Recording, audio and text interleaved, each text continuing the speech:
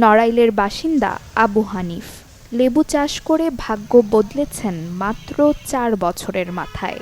বাড়ির পাশে ছোট জমিতে লেবু চাষ করে এখন মাসে তার আয় ৫০,০০০ টাকা।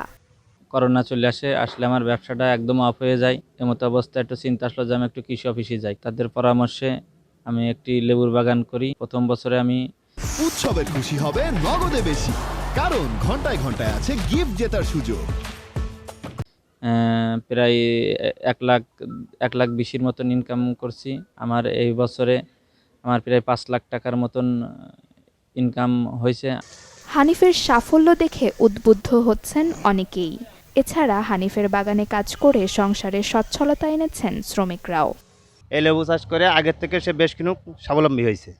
এই দেখা দেখি মনে করেন আমরাও আগ্রহী হয়েছি যে লেবু চাষ করবো।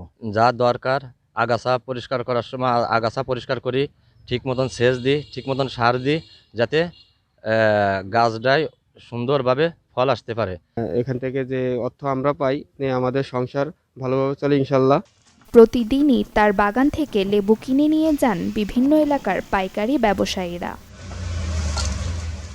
মাত্র ৮৭% জমিতে চায়না সিডলেস ও দেশি লেবু চাষ করছেন হানিফ। এর পাশাপাশি চায়না 3 লেবুর কলমও বিক্রি করছেন তিনি। Desk report, channel 24।